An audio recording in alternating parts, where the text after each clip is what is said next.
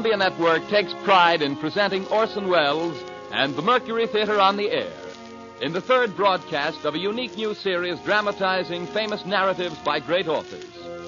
This is the first time that a complete theatrical producing company has been brought to radio, and the Columbia Network again welcomes Mr. Welles and his associates to its own stations and to the stations of the Canadian Broadcasting Corporation coast to coast. Every week, Orson Welles invites our listeners to suggest their favorite titles. And tonight, at your request, the Mercury Theater on the Air presents A Tale of Two Cities by Charles Dickens, with Orson Welles as Dr. Manette and Sidney Carton. A Tale of Two Cities.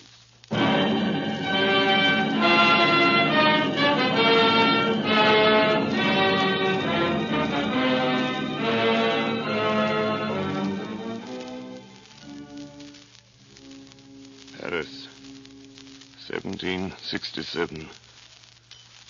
I, Alexander Manette, unfortunate physician, write this melancholy paper in my doleful cell in the Bastille. Hope has quite departed from my breast. I write these words with a rusty iron point, dipped in scrapings of soot and charcoal from the chimney, mixed with blood.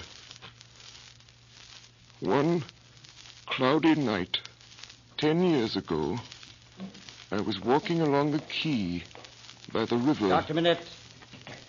Dr. Manette. That is my name. Dr. Manette, formerly of Beauvais. I am that Dr. Manette. Will you please to enter the carriage, Dr. Manette? Gentlemen, pardon me, but I usually inquire who does me the honor to seek my assistance. Doctor, your clients are people of condition. Enough. Will you please to enter the carriage? They were armed and I was not. I got in silence. We left the streets behind, through the North Barrier, onto a country road, and presently stopped at a solitary house. I saw that the two men were brothers.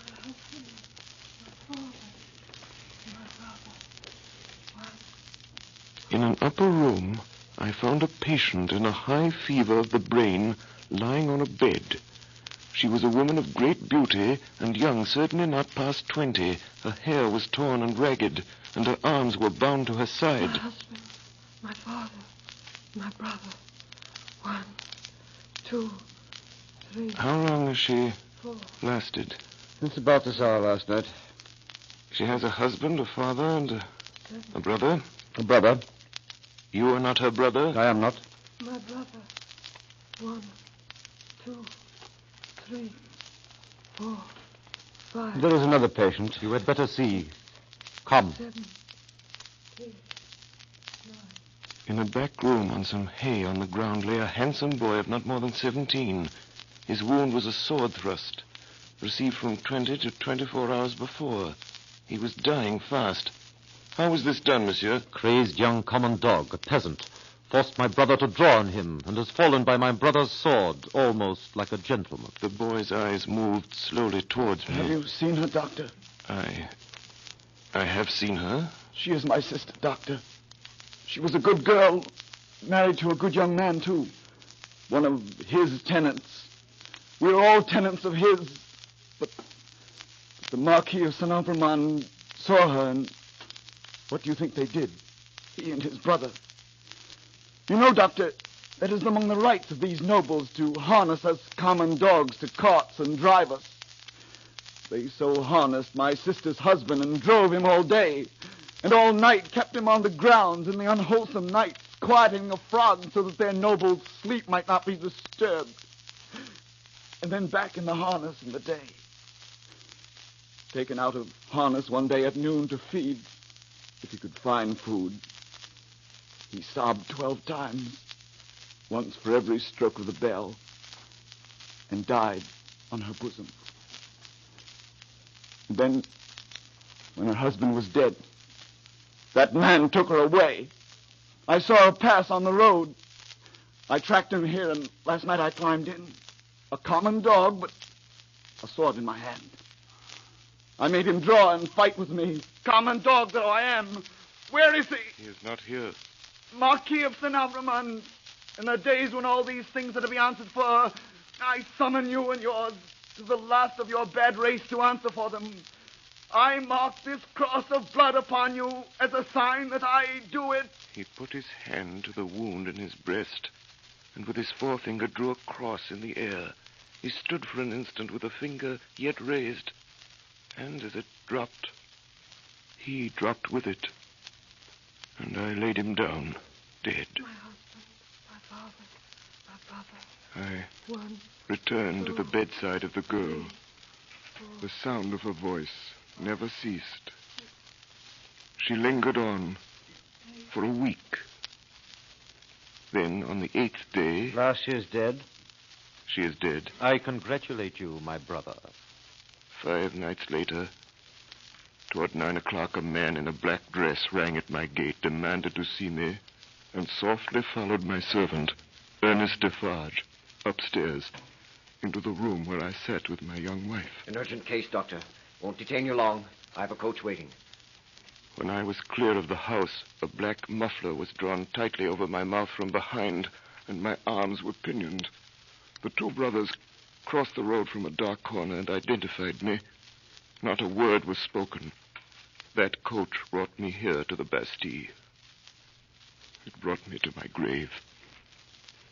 If it had pleased God to put it in the hard heart of either of the brothers, in all these frightful years, to grant me any tidings of my dearest wife and my child, so much as to let me know by a word whether they are alive or dead, I might have thought that he had not quite abandoned them.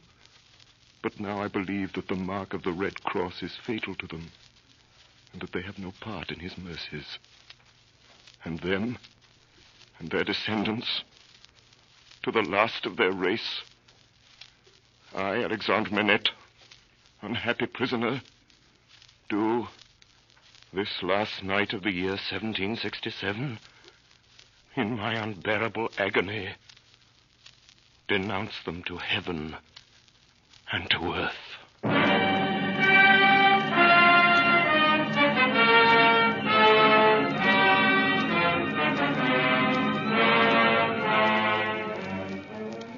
The words are written in scrapings of soot mixed with blood on scraps of crumbling paper. There they lie, hidden away in the solid stone, year after year. Now in the North Tower, cell number 105 is heard all day, a low, hammering sound. The sound of an old man making shoes in the dark.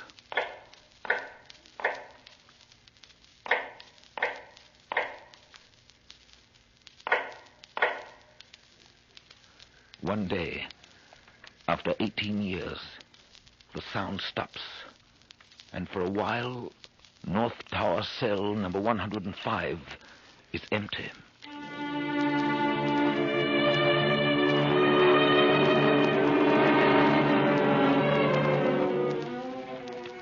My name is Jarvis Lorry. Most of the characters in this history are people whom I first encountered in the course of business on behalf of Tellson's Bank, London and Paris, of which I have been for many years a partner. This is a history of events that took place in London and across the Channel in France in the terrible years immediately preceding and during the Great French Revolution. 1785, the Dover Road. What o'clock do you make it, Joe? 10 minutes good past 11. My blood, and the Dover coach not atop a shooter's hill yet. Hey, Joe. What do you say, Tom? I see an horse at a canter coming up, Joe. I see a horse at a gallop, Tom. Gentlemen, in the king's name, all of you. Hello! You there! Stand the right fire! Is that the Dover mail? Never you mind what it is. What are you? Is that the Dover mail? What do you want to know? I want a passenger if it is. What passenger? Mr. Jarvis Lorry. Gentleman of the name of Lorry. Answer straight. Yes, what is it? Does somebody want me? Mr. Lorry, What's the matter? a dispatch sent after you from over yonder. Kelson and Company. He can come close, guard. There's nothing wrong. I hope there ain't. Hey, you! Come in at a footface. Let's have the dispatch. Here it is, Mr. Lorry. Thank you. Guard, there's nothing to be afraid of. I belong to Tellson's Bank in London. I'm going to Paris on business. Now read this. If so be as you're quick, sir. Wait For Miss Manette at Dover. You see, guard, it's not long. Messenger. Yes, sir. Take back my answer to London. Here it is. Recalled to life. Recalled to life? Yes, Mr. Lorry. Good night.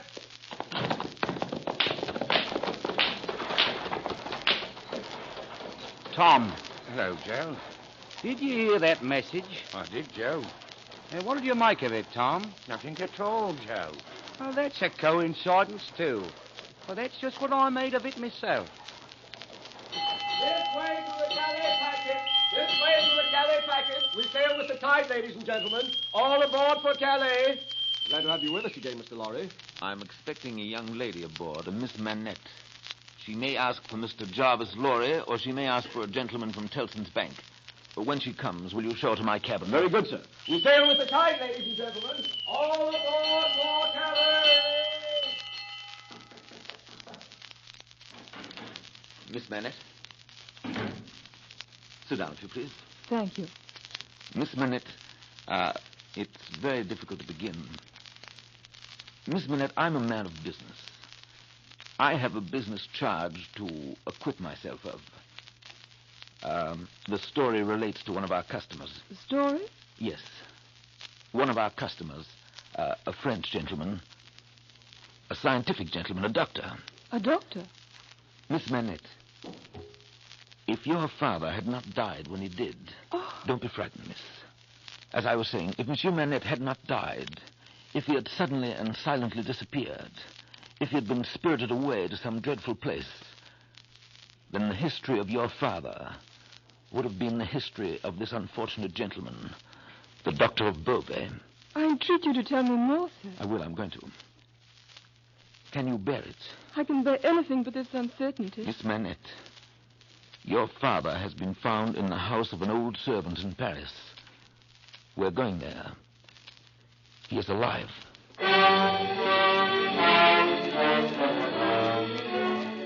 In the quarter of Saint-Antoine, in a narrow, mean street full of offense and stench, peopled by rags and nightcaps and hunger, smelling of rags and nightcaps and hunger, we found the wine shop of Dr. Manette's old servant, Ernest Defarge.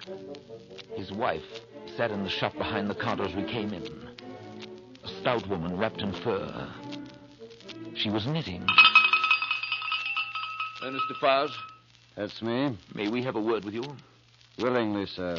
My name is Jarvis Lorry of London. This is Miss Manette. Come with me, then. I'll take you to him. It's very high. It's a little difficult. Better to begin slowly.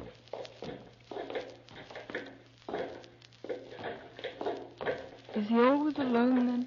Yes, Of his own desire? of necessity. He is greatly changed.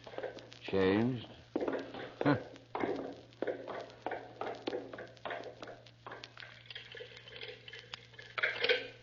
The door's locked. Yes. You think it necessary to keep him locked up? I think it necessary to turn the key. Why? Why? Because he has lived so long locked up that he'd be frightened, rave, tear himself to pieces, die. His door was left open. Is it possible? Is it possible? Yes, it is possible in this fine world we live in. Not only possible, but done. Done, see you, under that sky there every day. Will continue being done until the last of that accursed race has perished from the face of the earth. Quiet. Let us go in. I'm afraid of it. Of it? What? I mean of him, of my father. Listen. What is that sound? Faintly, through the dark, with his back toward the door, we saw a white-haired man sitting on a low bench, stooping forward. Very busy, making shoes. Father. Good day, Manette. Good day. Still hard at work, I see. Yes. Yes, I'm working. I want to let in a little more light here. You can bear a little more? Well, what did you say? You can bear a little more light? I must bear it. If you let it in. You have a visitor, Manette. What did you say? Here is a visitor. Show him the shoe you're working at. Take it, monsieur. Now tell monsieur the maker's name. I forget what it was you asked me. The maker's name. Did you ask me for my name? Yes, I did. 105 North Tower. Is that all? 105 North Tower. At that moment, his eyes caught the skirt of Lucy's dress. He raised them and saw her face. What is this? You're not the jailer's daughter. No. Who are you? Who are you? She sat down on the bench beside him. Her golden hair, which she wore in long curls, had been hurriedly pushed aside and fell down over her neck. Advancing his hand, little by little, he took it up and looked at it. It is the same. How can it be? When was it? She laid her head upon my shoulder that night when I was summoned out. She had a fear of my going. Or was this? Was it you? Was it you? No, you're too young. It can't be. It can't be. You're too young, too young. Father. Mr. Lorry, Dr. Manette is, for all reasons, best out of Paris. Best out of France. The next morning, we left for London. As we drove off, we left Monsieur and Madame Defarge standing on the doorstep looking after us.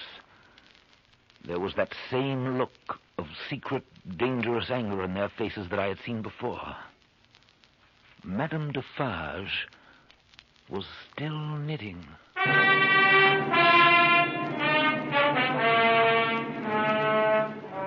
The next night we were in Calais.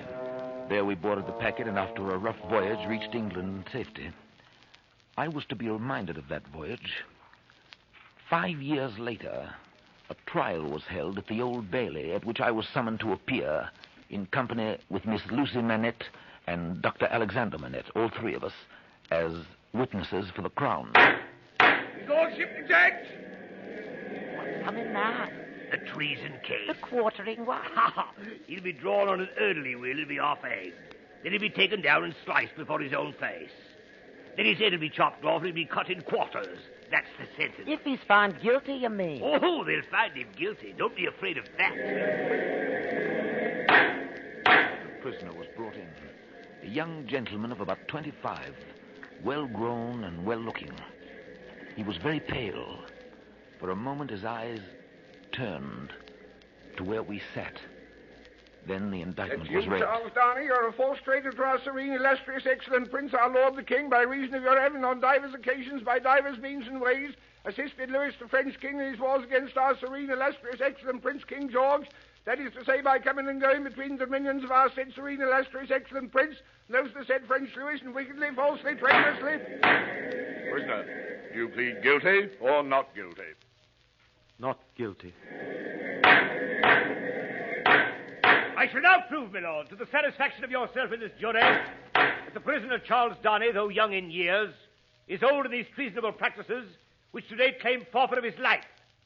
That this correspondence with our national enemy is not a correspondence of today, nor of yesterday, nor even of last year or the year before that.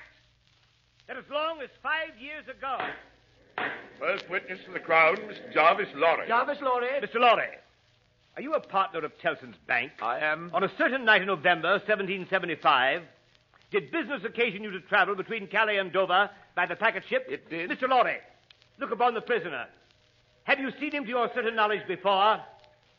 I have. When? At Calais that night, the prisoner came aboard the packet and made the voyage with me. At what hour did he come aboard? A little after midnight. In the dead of night, eh? Were you traveling alone, Mr. Lorry, or with any companion? With two companions, a gentleman and a lady. They're here. They're here! Next witness, Miss Manette. Miss Manette. Miss Manette, look upon the prisoner, Charles Darnay. Miss Manette, have you seen the prisoner before? Yes, sir. Where? On board the packet ship just referred to, sir. You are the young lady just referred to? Most unhappily, I am. Answer the questions put to you. Miss Burnett, had you any conversation with the prisoner? Yes, sir. Recall it. When the gentleman came aboard... You mean the prisoner? Yes, my lord. Then say the prisoner. When the prisoner came on board... Did he come on board alone? No. How many were with him? One, a French gentleman. Did they confer together? Yes, they seemed angry. I thought I heard the prisoner say, there is a curse on our house. You have brought a curse on our house. Miss Burnett, the court is not interested in what you think you overheard. What conversation did you have with the prisoner? Soon after we started, he noticed that my father was very tired and in a very weak state of health. The prisoner was very kind and useful to my father. I hope I may not repay him by doing him harm today. The prisoner's conversation, Miss Burnett. What did the prisoner say to you? He told me that he was traveling on business of a delicate and difficult nature, which might get people into trouble, and that he was therefore traveling under an assumed name. He said that in England, my father...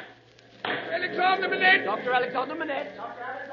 Dr. Manette! Dr. Manette, look upon the prisoner. As the old man looked at Darnay, his face for an instant became frozen, as it were. It was a curious look, very intent, deepening into a frown of dislike and distrust, not even unmixed with fear.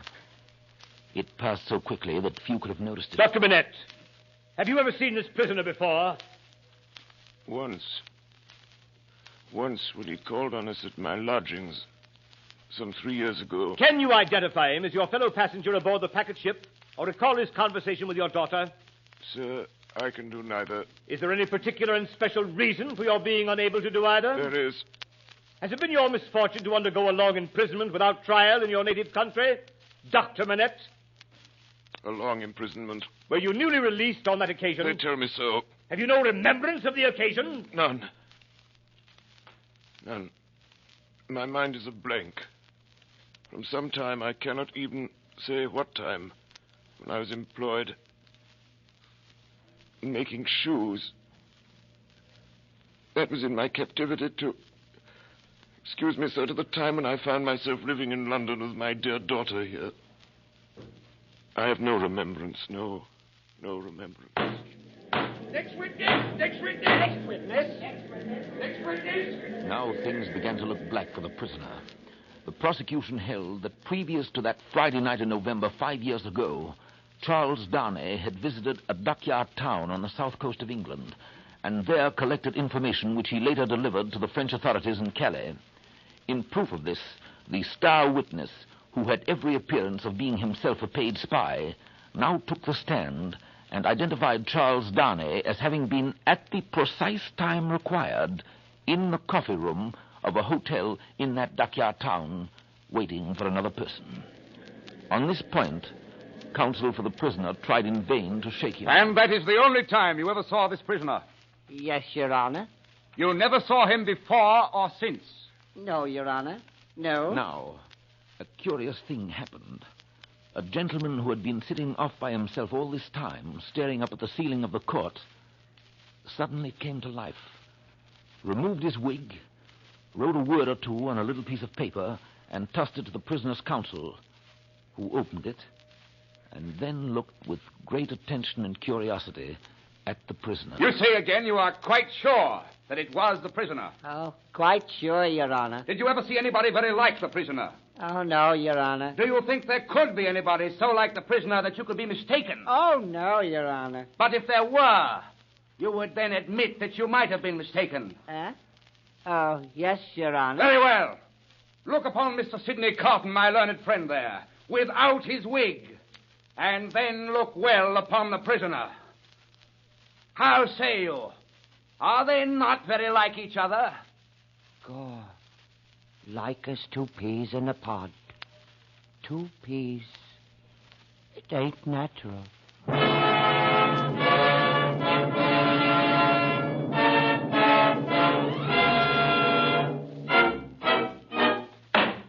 Gentlemen of the jury, do you find the prisoner, Charles Darnay, guilty or not guilty? Not guilty. Order in the court! Can't you behave yourselves? The lights were nearly all out in the passages as I left the court with the prisoner, Charles Darnay. There, leaning against the wall in the dark, stood Sidney Carton.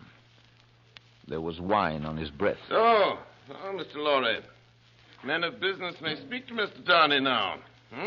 Sir, we men of business are not free. I know. Don't be upset, Mr. Lorry. You're as good as another, I have no doubt. Better, I dare say. Indeed, sir. I really don't know what you have to do with the matter. If you'll excuse me for saying so, I really don't know that it's any of your business, Mr. Carton. Business? Bless you, I have no business. It's a pity you haven't, sir. I think so, too. If you had, perhaps you would attend to it. Lord love you, no. I shouldn't. Mr. Darnay, good night. God bless you, my boy. I hope you've been this day preserved for a prosperous and happy life. Thank you, sir. Good night. Good night, my boy. Good night. Mr. Darnay. Yes?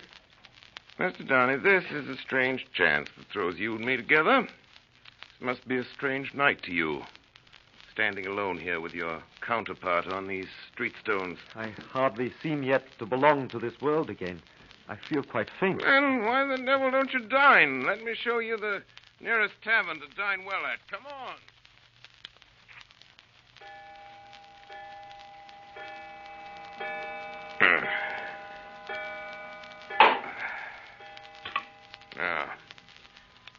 Now, Mr. Darnay, now that you've eaten, do you feel that you belong to this terrestrial scheme again? It must be an immense satisfaction for you. Waiter, another bottle of wine. To me, the greatest desire I have is to forget that I belong to it. There's no good in it for me, except wine like this. All right, for it. So we're not much alike in that particular, Mr. Darnay. Indeed, I begin to think we're not much alike in any particular. You and I, except that we look alike. Now your dinner's done, why don't you call a health, Mr. Darnay? Why don't you give your toast? Why, what health? What toast? Why, it's on the tip of your tongue. It ought to be, it must be. Swear it's there. Well, Miss Manette, then. Miss Manette, then. Miss Manette, that's a fair young lady to hand to a coach in the dark, Mr. Darnay. Yes. That's a fair young lady to be pitied by and wept for by. Huh? How's it feel? Is it worth being tried for one's life to be the object of such sympathy and compassion, Mr. Darnay? Mr. Carton, you saved my life today. I have not thanked you. I neither want any thanks or merit any. It was nothing to do in the first place, and I don't know why I did it in the second. Mr. Darnay, let me ask you a question. Willingly. Do you think I particularly like you? Really, Mr. Carton, I have not asked myself the question. But ask yourself the question now. You have acted as if you do, but I don't think you do. I don't think I do. Nevertheless, there is nothing in that, I hope, Mr. Carton, to prevent my calling the reckoning and our parting without ill blood on either side. Oh, nothing in life. Oh, you pay the whole reckoning, Mr. Darnay. Then, bring me another pint of this same wine drawer and come and wake me at 10. Last word, Mr. Darnay. You think I'm drunk? I think you have been drinking, Mr. Carton. Think you know I've been drinking? Since I must say so, yes, I know it. Then you shall likewise know why. I am a disappointed drudge, sir. I care for no man on earth, and no man on earth cares for me. Well, that is very much to be regretted, Mr. Carton. You might have used your talents better. Maybe so, Mr. Darnay. Maybe so, maybe not. But don't let your sober face elate you, however. You don't know what it may come to. Good night, Mr. Darnay. Drawer! Drawer! Where's that bottle of wine?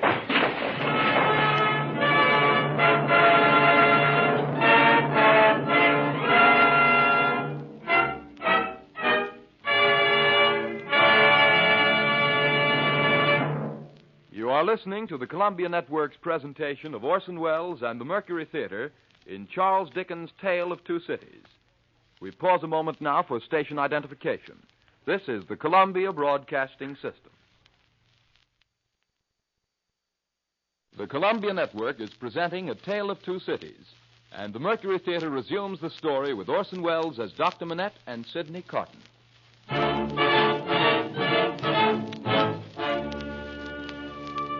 years pass. In the quarter of Saint Antoine, in the wine shop in the narrow, mean street, little groups of men gather to talk and scatter quickly when a stranger enters.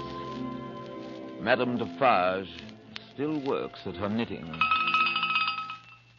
You knit with great skill, Madame Defarge. I am accustomed to it. A pretty pattern. You think so? Strange, too. It looks like many names knitted there. But that can't be. No, that can't be. May I ask what it's for? Pastime? Not for use. That depends. I may find a use for it one day, who knows? If I do, well, I'll use it. Madame Defarge. Yes? I have news that may interest you. News from England. Dr. Manette. Yes? I perceive you know the name. Yes. His daughter, Miss Manette, is going to be married in England. There is a curious thing about this marriage. Yes? What it comes to is this. Miss Manette, daughter of Dr. Alexander Manette, is going to marry the Marquis de Saint-Evremond. Oh. I perceive you know that name, too. Yes. In England, of course, he does not go under that name. He is called Mr. Charles Darnay. Mr. Charles Darnay. Defarge. Yes. What is it? Is it true, do you think, what he said of Mademoiselle Manette? If it is. If it is true, then when our day does come, I hope for her sake destiny will keep her husband out of France. Her husband's destiny will take him where he is to go, and will lead him to the end that is to end him. That is all I know. Madame Defarge sits there knitting names into a scarf. Noble names. Lausanne, Lamballe, Guise, Saint-Evremond. Darkness is closing around. And then comes the ringing of the church bells. She sits knitting.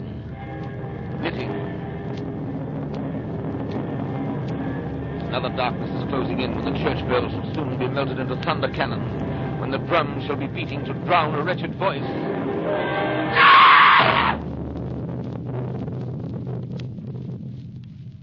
And Madame Defarge, at the foot of a structure yet unbuilt, will sit knitting,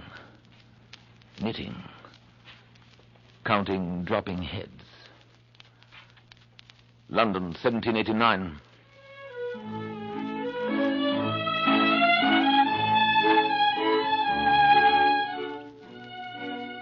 Never did I see two people more united than Dr. Manette and his daughter in the weeks before Lucy's marriage to Charles Darnay.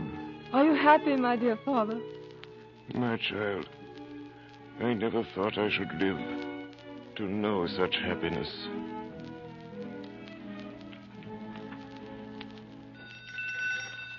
An occasional visitor to their house in Soho Square was Sidney Carton.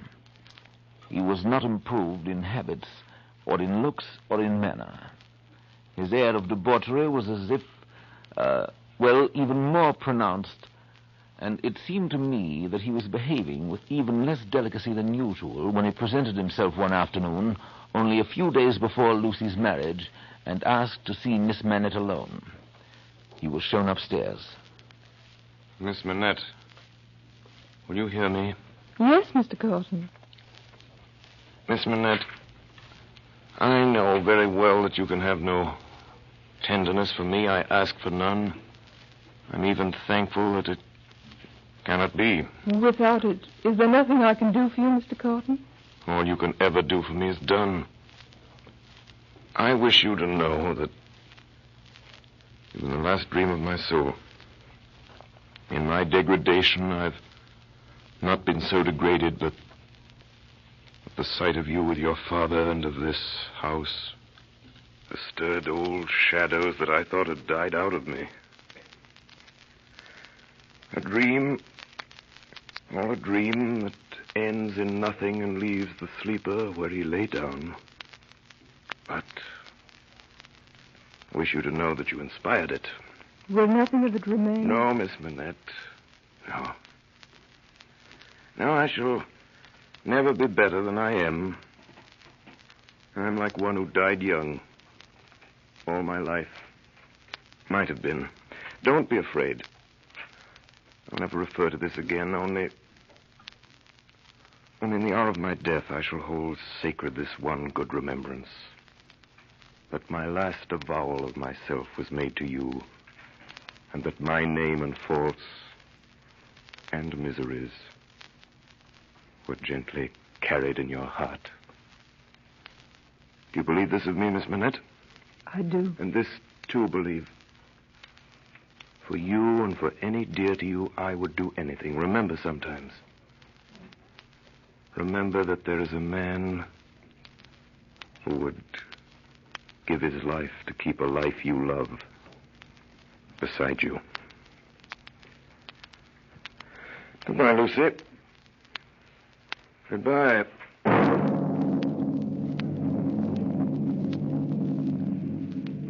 Paris, 1789, July 14. In the quarter of Saint Antoine, something is happening. In the narrow, mean streets, smelling of rags and nightcaps and hunger, all-night crowds have been stirring. Soon after dawn, Madame Defarge puts down her knitting. Defarge, at last it has come. Yes, our day has come. Saint Antoine this morning is a vast, dusky mass of scarecrows heaving to and fro, with gleams of light above the billowy heads, where steel blades and bayonets shine in the sun. Now the mass begins to move. Patriots and friends, we are ready. To the Bastille.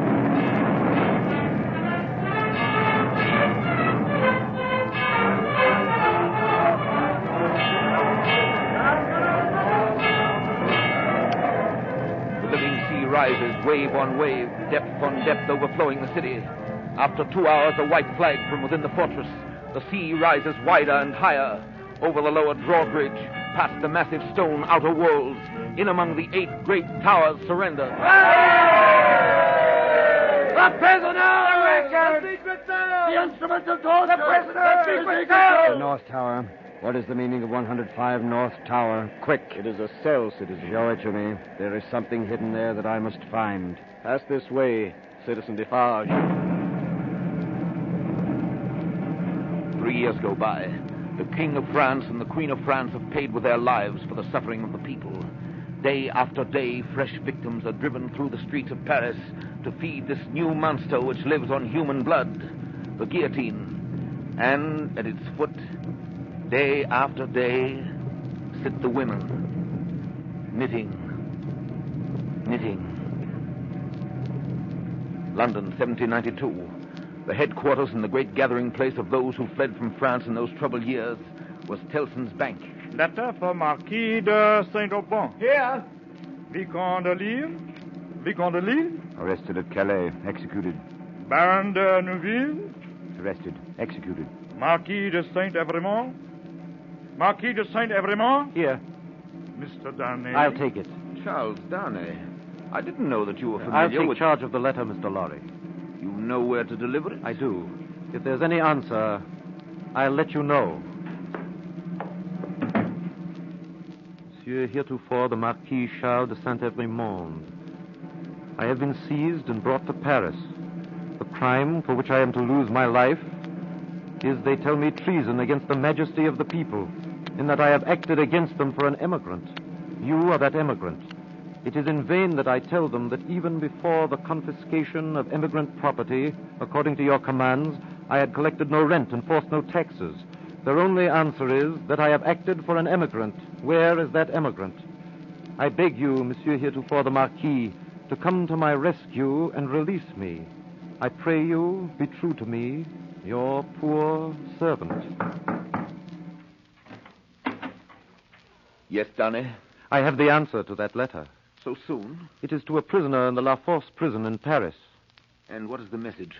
Simply that he has received the letter and will come. 3 days later, a few leagues out of Calais, on the Paris road, Charles Darnay was arrested. Citizen, I beg you to observe that I came here of my own free will, in answer to that written appeal that lies before you. Is that not my right? Right? Immigrants have no rights. You're consigned, Evremont, to the prison of La Conciergerie. Just heaven, under what law? For what offense? We have new laws, aristocrat, and new offenses since you were here.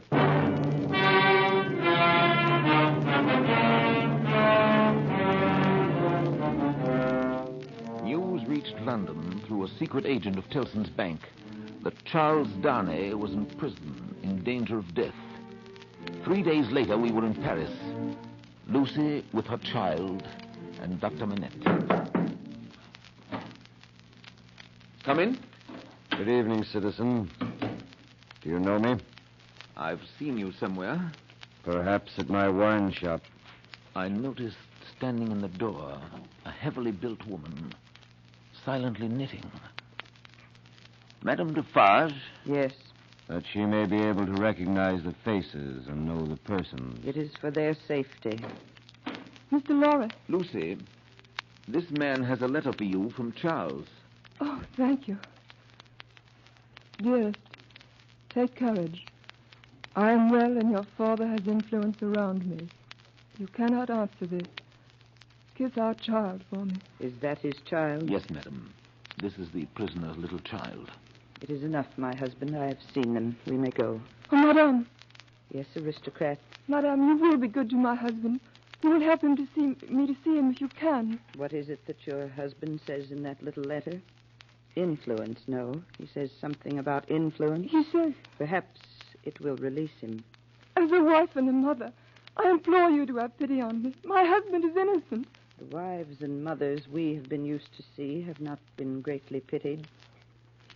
All our lives we have seen our women suffer. Poverty, hunger, thirst, sickness, misery. We have seen nothing else. We have borne this a long time. Is it likely the trouble of one wife and mother would be much to us now? Goodbye, aristocrat. Charles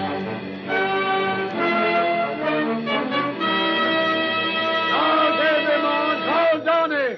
Charles Evremont, call Donny!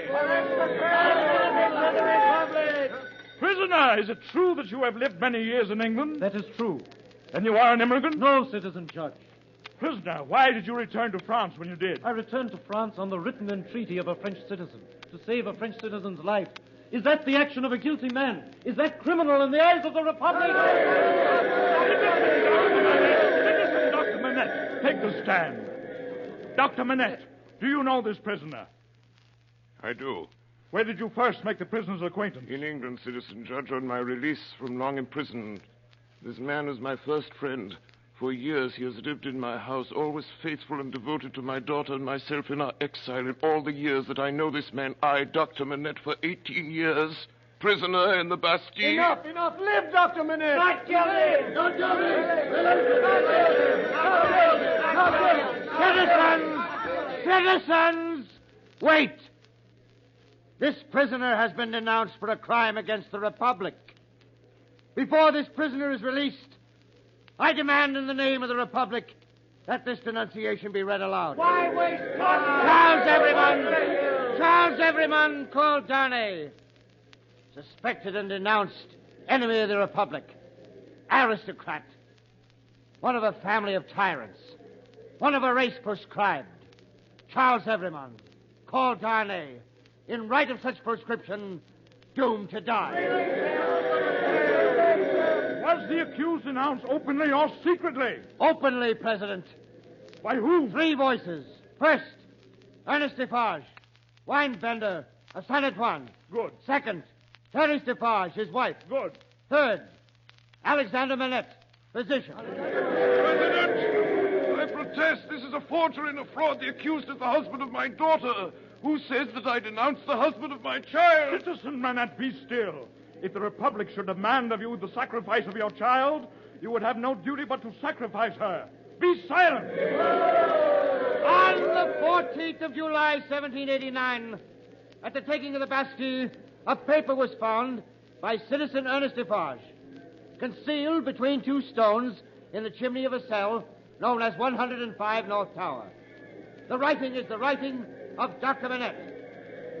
I, Alexander Manette. Let it be read! I, Alexander Manette, unfortunate physician, write this melancholy paper in my doleful cell in the Bastille. Hope is quite departed from my heart. I go down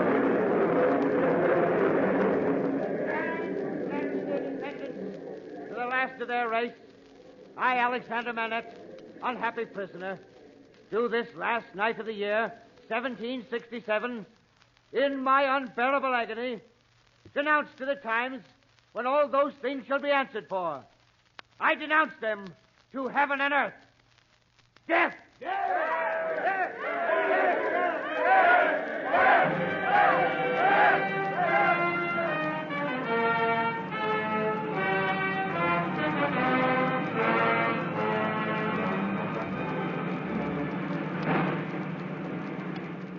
All day, tumbrils go through the streets, feeding the guillotine, and at its foot, splashed with blood, sit the women knitting late into the night, counting dropping heads.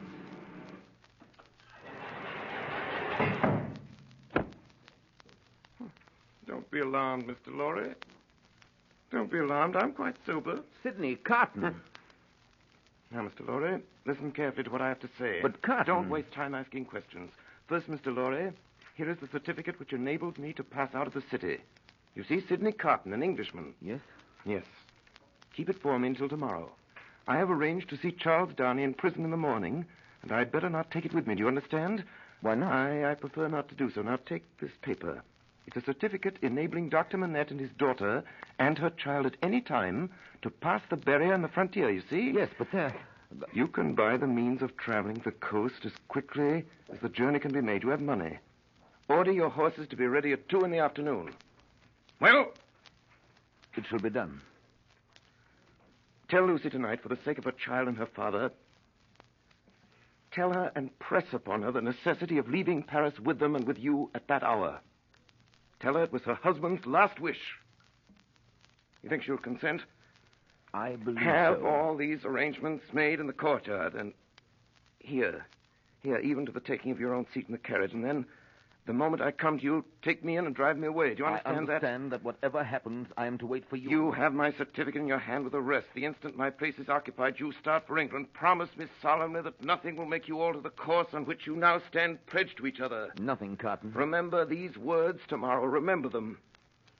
Change the course or delay for any reason, and no life can possibly be saved. Many lives dear to us must inevitably be sacrificed. I will remember them. I hope to do my part faithfully. Yes, yes. And I hope to do mine.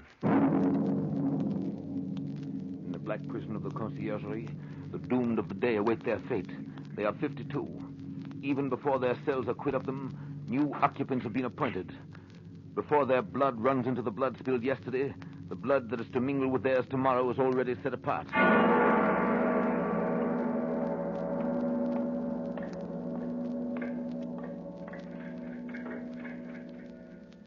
Is this the one? Yes, this is the one. Go you in alone. I wait outside. Lose no time. Good day, Mr. Darnay. Carton. Once more we meet. Are you a prisoner, too? No, I happen to be possessed of a power over one of your keepers here. I come from your wife, Darnay. I bring you a request from her. What is it? A most secret, earnest, pressing entreaty. You've no time to ask me why I bring it or what it means. I have no time to tell you. You must comply with it. Take off these boots you wear and draw on mine. Here's a chair. Now, hurry. Draw on these boots of mine. Put your hands to them. Put your will to them. Quick! Carton, there's no escaping from this place. It can never be done. You'll only die with me. It's madness. It would be madness if I asked you to escape, but do I? Of course not. Change that cravat from this of mine. Carton, Go it's on. madness. It can't be done. It never can be done. It has been attempted. It has always failed. Do I ask you, dear Darnay, to pass the door? When I ask you that, then refuse me. There are pen and ink and paper on this table. Is your hand steady enough to write? Why, Then yes. write what I shall dictate. Quick, friend, quick. Write exactly as I speak. To whom do I address To it? no one. Do I date it? No. No. If you remember the words that passed between us long ago. You will understand this when you see it. You do remember them, I know. It is not in your nature to forget them. Have you written forget them? I have. Is that a weapon in your hand? No, I'm not armed. What is in your hand? You shall know directly. Right on there, but a few words more. I am thankful the time has come when I can prove them. That I do so is no subject for regret or grief. What is that vapor? Vapor? Something in the air? I'm conscious of nothing. Take up the pen and finish. Hurry, hurry. If it had been otherwise, I should have had so much the more to answer for. If it had been otherwise. If it had been otherwise.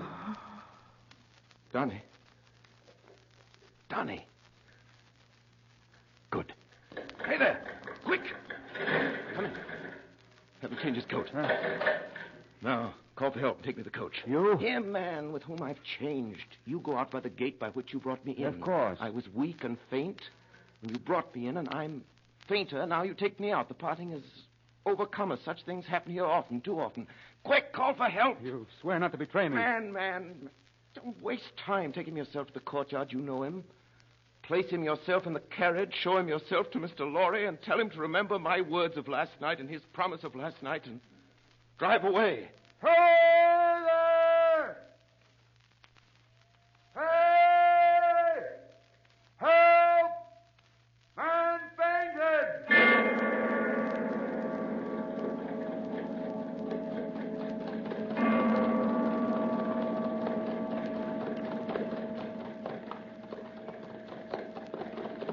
Halt! Who goes there? Who's inside? Papers? Alexandre Manette, physician, French. Lucy, his daughter, French. Lucy, wife of Evremont. Is that right? Huh. Evremont has an appointment elsewhere today, I believe. Lucy, their child, English. Sidney Carton, lawyer, English. English lawyer appears to be sleeping. Jarvis Lorry, banker, English. Go ahead, you can depart, citizens. A good journey.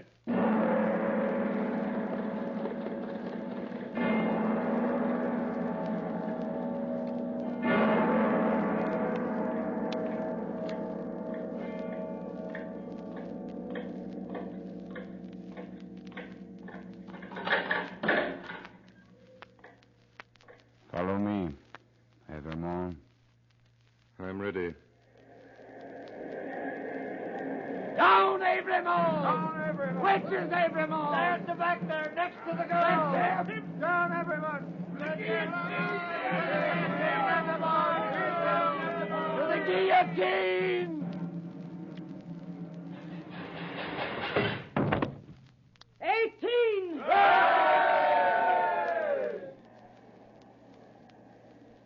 Citizen Evremont, do you remember me? I'm the poor little seamstress who was with you in the prison. Huh? Oh, true, I forget. What were you accused for? Plots. Is it likely? Who would think of plotting with a poor little weak creature like me? 19!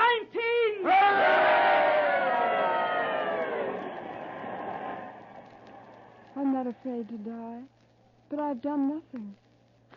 Citizen Evremont, will you let me hold your hand? I'm not afraid, but I'm little and weak. It will give me more courage.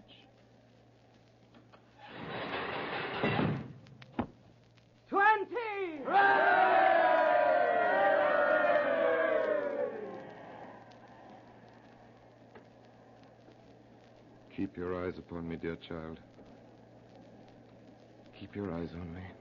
Mind nothing else. I'll mind nothing while I hold your hand. I shall mind nothing when I let it go. If they are quick. They'll be quick. Never fear. 21!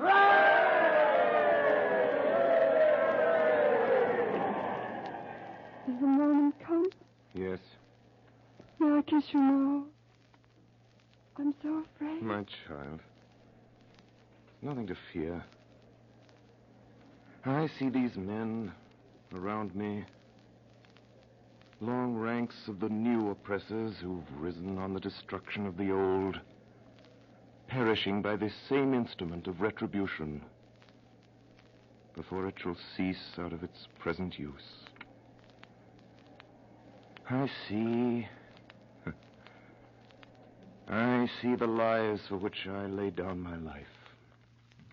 Peaceful, useful, prosperous, and happy in that England which I shall see no more. You know, I see her father restored and faithful to all men in his healing office and at peace. I see her at this moment with a child upon her bosom who bears my name. And I hear her tell the child my story with a tender and a faltering voice. Number 22. Goodbye, little one. Goodbye.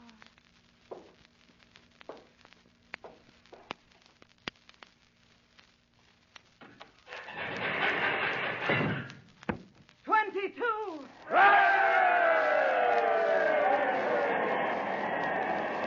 Number 23. Right, citizen.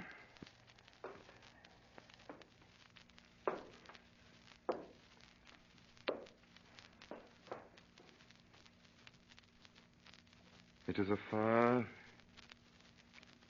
far better thing that I do than I've ever done. It is a far, far better rest that I go to than I have ever known.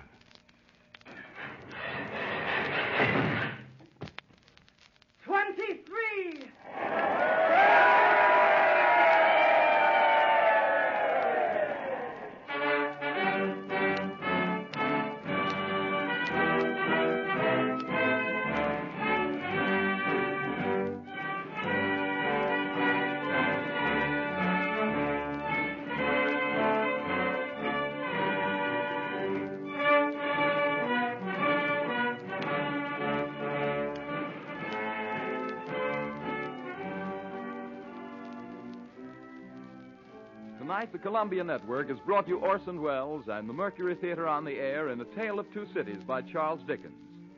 We now present the star and director of these broadcasts, who tonight played Dr. Manette and Sidney Carton, Orson Welles.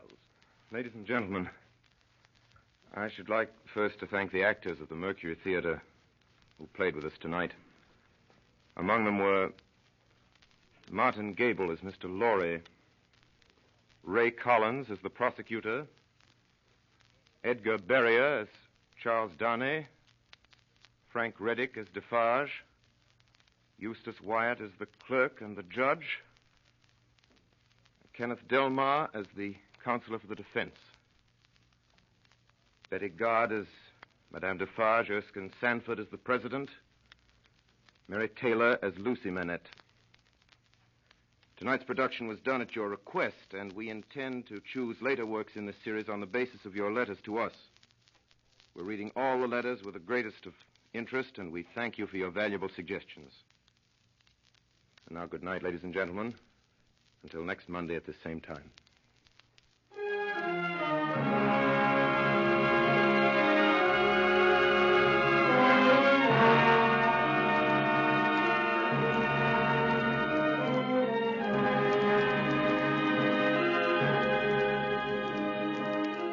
Tonight's production by the Mercury Theater on the Air was heard on both the CBS network and through the stations of the Canadian Broadcasting Corporation. Bernard Herrmann conducted the music, and Davidson Taylor supervised for the Columbia Network. Ben Seymour speaking. This is the Columbia Broadcasting System.